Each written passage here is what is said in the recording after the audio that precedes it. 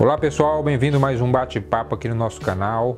Este que é o segundo vídeo da série Instalações Elétricas Prediais e hoje nós vamos falar sobre cálculo da corrente dos circuitos terminais, o cálculo da potência do circuito de distribuição e fator de demanda, que não tem nada a ver com fator de potência.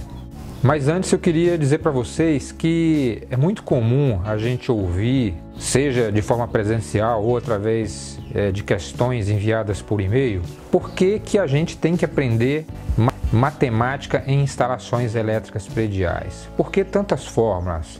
Me aplica isso na prática, né? Me transforma isso numa coisa útil dentro da minha profissão. Para que eu preciso entender qual é a relação matemática que existe entre a potência, a tensão, a corrente e a resistência? Tá? Então hoje nós vamos tratar desse assunto. Eu vou explicar para vocês qual é a importância da matemática, tá, no curso básico de instalações elétricas prediais. Vamos lá então? Pessoal, eu desenhei aqui para vocês no quadro a planta baixa de uma edificação, né, onde nós temos aqui uma cozinha americana composta por uma sala e cozinha tudo junto e misturado, 2 quartos, um aqui, uma área de circulação, uma despensa, uma área de serviço, um banheiro social e uma suíte aqui. Então o desafio aqui é o seguinte: qual é a seção transversal, qual é a bitola do condutor que vai do ramal de entrada, do padrão de energia da edificação até o quadro de distribuição, qual é o valor do disjuntor para cada circuito terminal e qual é a seção desses condutores para cada cômodo da edificação, para cada tomada de uso específico e para cada conjunto de tomada de uso geral, além dos condutores da iluminação, tá? Cada circuito terminal aqui, né, no caso dessa edificação, né, é um circuito composto por uma fase, um neutro e um terra. Por definição, tem que sair do quadro de distribuição uma fase, um neutro e um terra para cada cômodo da edificação ou para cada circuito terminal, que é composto, né, pelas tomadas de uso específico ou por um conjunto de tomadas de uso geral. Então aqui, em cada quarto desse, nós vamos ter um ar-condicionado de 12.000 BTUs, em cada banheiro nós vamos ter um chuveiro de 3.600 watts e em cada cômodo nós vamos ter uma iluminação com potência de no mínimo 100 watts. Então, para começar, eu queria dizer para vocês que aqui nessa sala, para efeito didático, nós vamos ter uma potência de iluminação de 100 watts.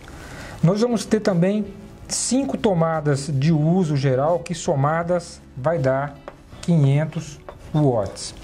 Já na cozinha nós vamos ter 100 watts de iluminação, nós vamos ter tomadas de uso geral que vão somar 600 watts e tomadas de uso específico que vão somar 1.200 watts, tá? Mais tarde a gente vai somar tudo isso aqui, né? Nós vamos somar, vamos multiplicar isso aqui pelo fator de demanda, que eu vou explicar também ainda hoje. Aqui nesse quarto nós vamos ter apenas 100 watts de iluminação, 500 watts de tomada de uso geral e 1.200 watts de tomada de uso específico por causa do ar-condicionado que vai ter aqui nesse quarto. A mesma coisa nós vamos replicar aqui para esse cara, 1.200 watts de ar-condicionado, 500 watts de tomada de uso geral, que são aquelas tomadas que a gente liga o TV, o aparelho de som, o carregador de celular e coisas desse tipo, tá? Além de 100 watts de iluminação. Aqui na área de circulação nós vamos ter apenas, vamos colocar 300 watts de tomada de uso geral e 100 watts de iluminação, né?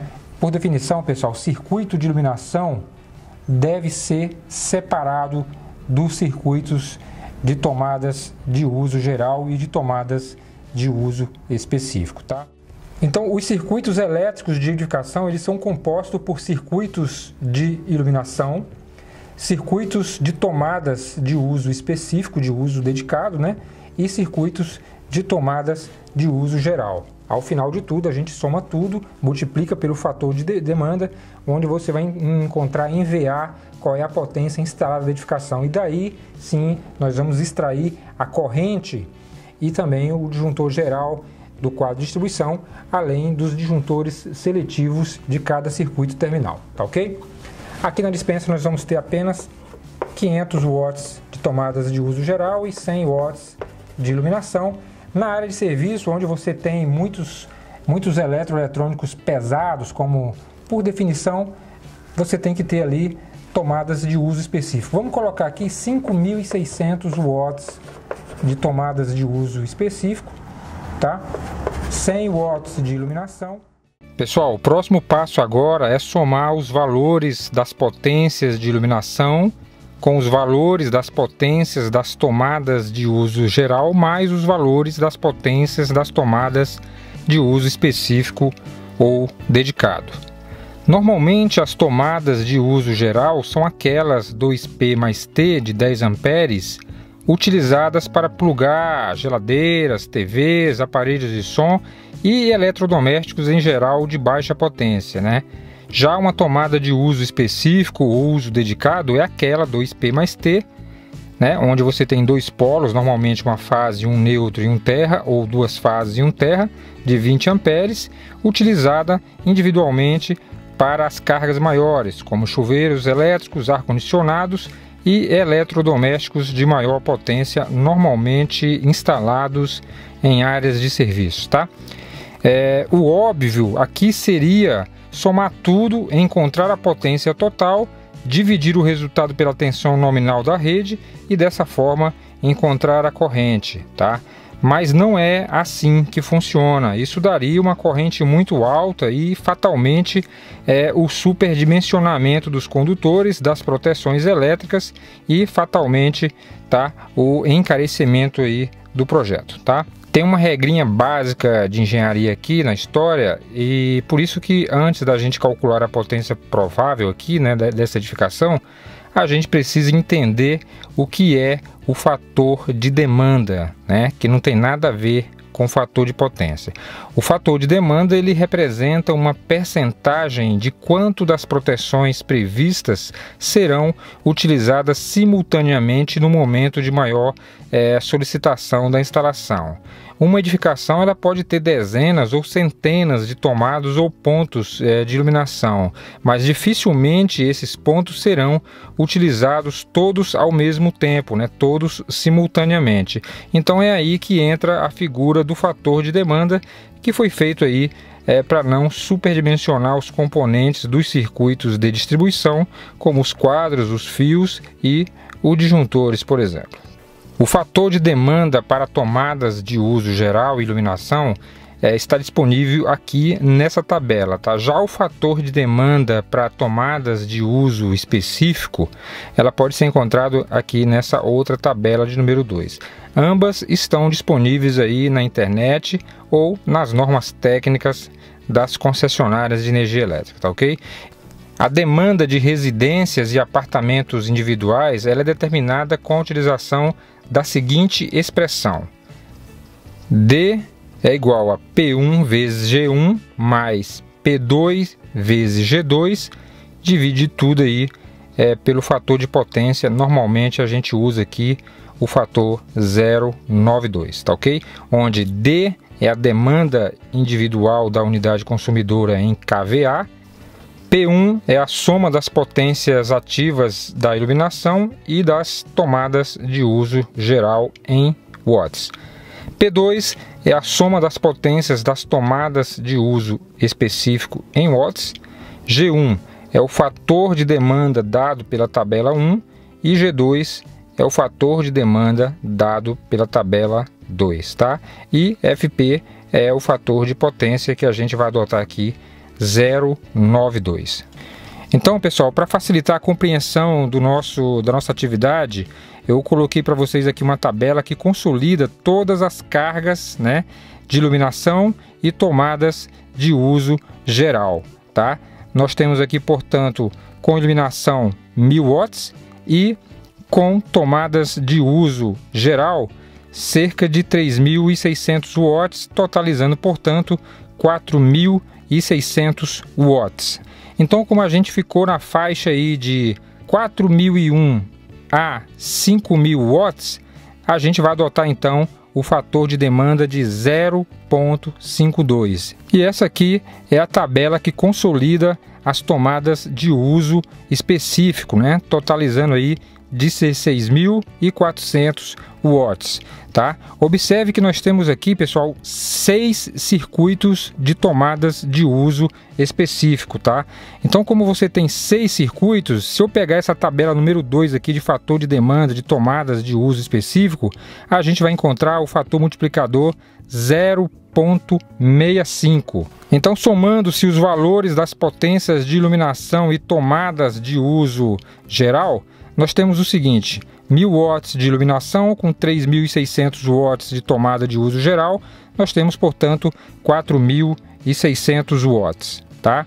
Já somando aí os valores das potências de tomadas de uso específico, nós temos 16.400 watts.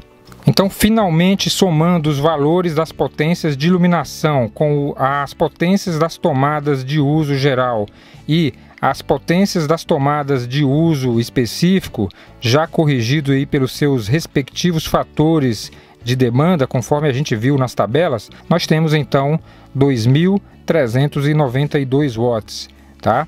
De potência de iluminação e tomada de uso geral e 10.660 watts de tomada de uso específico, já multiplicando aí a potência de 16.400 pelo elemento multiplicador 0,65. Então, totalizando tudo, nós temos aqui 13.052 watts.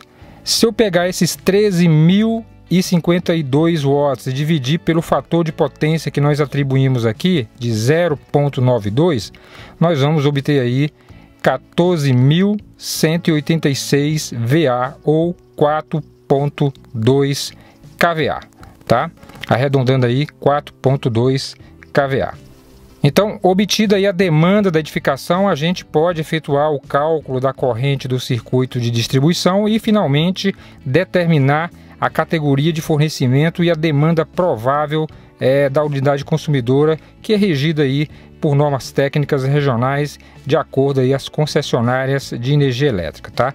Então, por essa fórmula aqui que nós aprendemos na aula passada ainda, nós temos o seguinte: 14,2 kVA dividido por 220 volts vai dar 64,4 amperes, que arredondando nós vamos ter aí um disjuntor geral de 70 amperes, tá ok? Se a gente não tivesse utilizado o fator de demanda aqui nessa engenharia, provavelmente nós teríamos aqui uma corrente superior a 100 amperes, né? O que fatalmente ia encarecer o projeto com o superdimensionamento de condutores e de disjuntores, e provavelmente teria que enquadrar a edificação aí talvez em outra, né, categoria. Beleza, pessoal?